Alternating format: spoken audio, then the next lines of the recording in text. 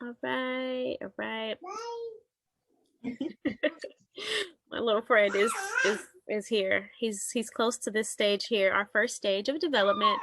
So we talk about the stages of development. We kind of went over the developmental swing, and that's just children's need to one side want to be independent, but then on the other side, the need to belong and to be a part of the group, to be a part of the family. But then swinging back to I can do this by myself. I don't need any help. I'm a big boy. I'm a big girl, and let me show you that I can do it on my own.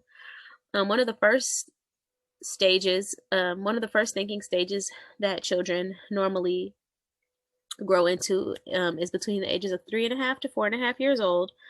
And this stage is what they typically call I want what is fair. So at this stage, children do want to be independent. They want to climb. They want to make their own or feed themselves, make their own food, or at least attempt to make their own food, pour their own drinks. That at this point in time, this need is stronger than the need to belong, or because they've been a baby, like they've been catered to, and now they want to show that they are they're big enough, they're a big kid, and whatever you get, they get. Whatever is fair, right? And usually during this time, it's not even really what's fair. It's about them getting their way. That's what they call fair. Whatever them getting their way is typically what's fair in this realm. I think Andrea, you have little ones around this age. Do you feel like this is like pretty spot on for this age group, or how do you feel about it? Yes, I agree. I got my oldest is a 4-year-old, and I swear his favorite word right now is no. He definitely wants to do everything for himself. It was funny. I want to say the other day, they were going to have a snack and I was going to give them bananas. And before I let him cut up the bananas, in this go around, he came up to me. He said, "Mommy, no, I want to cut the banana." And he got the butter knife and started cutting. I said, excuse you. You got to ask first. But the fact that he was like, okay, I did it before. Like, I do this. This is what I'm going to do. So that's exactly on point. He just wants to be so independent. And of course, once he learns something, he's just like, I got it down packed. I don't need you right now. I can do this myself. Absolutely.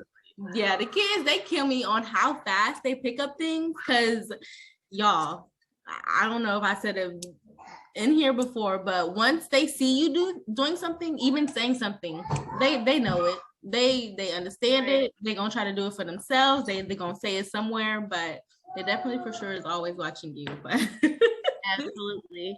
And I think especially like when you have other kids, and it's like you really have to split up things equally, like maybe before they won't notice like the size difference of like treat, or they won't notice like the difference in attention or the difference in anything like that. But once they get to an age where they can kind of understand the differences, I know growing up, my cousin was a little bit younger than me. She's 4 years younger than me. And I remember her distinctly like being like, "That's not fair that Jennifer gets da da da da." And my mom would be like, "Well, Jennifer's 8 and you're only 4.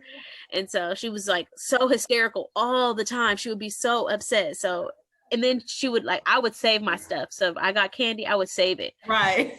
She being 4, she would just eat it all and then be like, "It's not fair that Jennifer still has some." And my mom would be like, "Well, you ate it, So I think having those varying age differences really shows you, the different thinking stages or the different stages of development in the kids.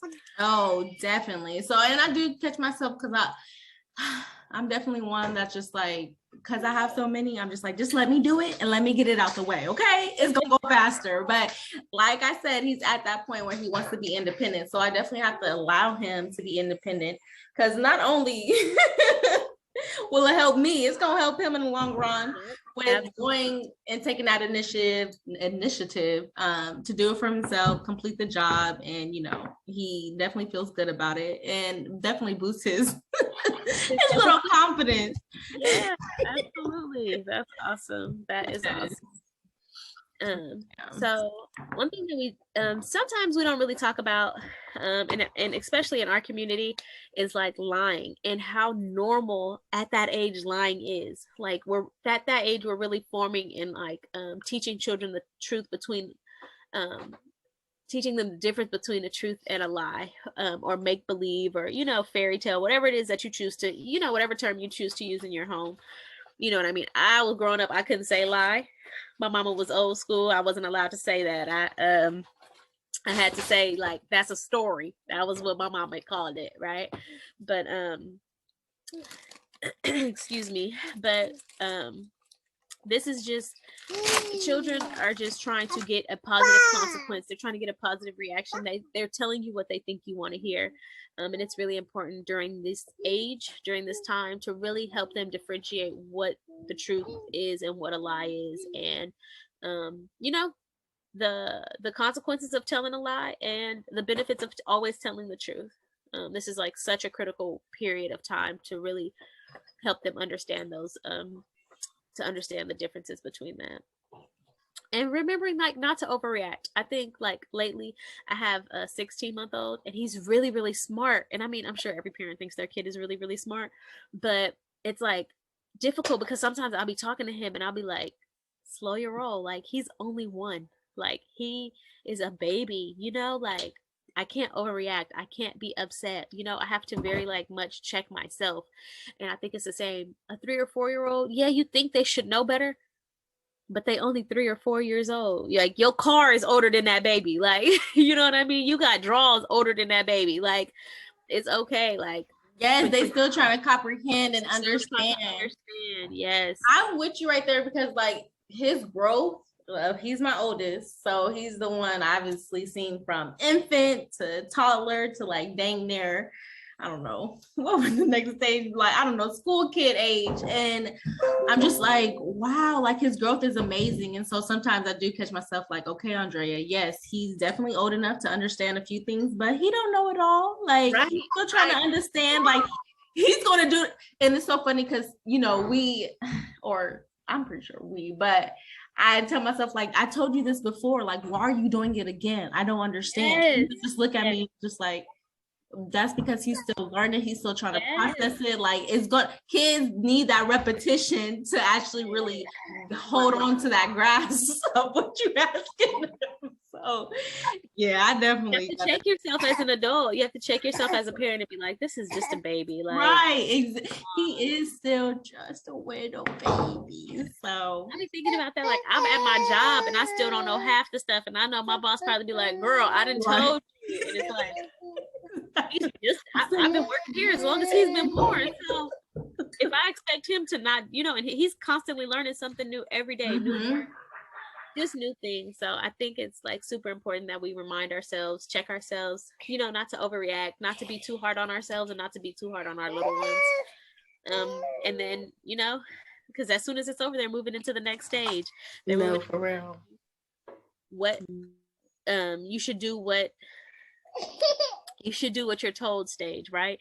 And that's like the mommy pleaser stage of like, well, I'm gonna tell on you because you didn't do what you were supposed to do, or that's a bad word, you can't say that. They become like, they regurgitate everything that you've told them. They regurgitate everything that they know is right. Everything that you've told them. A lot of times they call this like the tattletale stage, right? Where if you don't do what you're told, or you like deviate from what you normally do, it's like, oh, that's not what you're supposed to be doing. They like have picked up so much in the matter of just a few years, like what does it say? About 4.5 to 5 years. And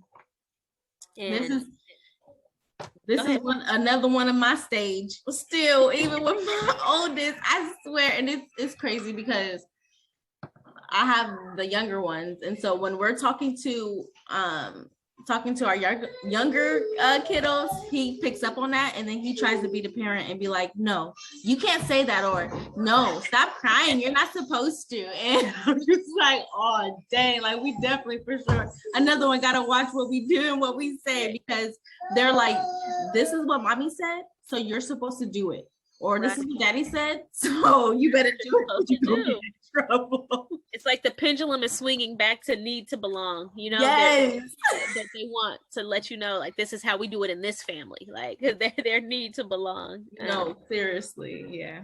That's what my niece does with my nephew when we're all at the house, and my mom or his mom will be like, Robert, you know, go throw out the trash, or get up out the bed or something like that. She'll go right behind her and be, Robert, get the trash, get up, wake up, Robert, wake up. Yeah, she can do anything, just copycat like she the parent or something. Anything that a grown-up says is what's right, you know what I mean? And I think that we should like pause, and this kind of like goes back to like the truth and a lie, because if you're ever in a position where something could be going on with your child, and you know, a lot of times predators tell kids like, don't tell your mom, or don't say this, or don't do that. That's still an adult and they still listen. So it's really important to like have those conversations. I'm sorry, Scout the dog is on right now, but have those conversations. And I know they seem so small, 4.5, 5, 3.5, you know, 4, whatever, but it's still really important to have like those conversations and open up communication and open up like talking to them so that they feel comfortable and just, you know, talking to you. And just, you ask enough questions, you'll get the answers that you're looking for, you know, with a little kid like that. So yes. All right, so there are a few more thinking stages that they typically go through all the way up until adulthood, when the brain almost is fully formed. But that's all we have time to go over today. I hope to see you guys on our next session, and we'll talk soon.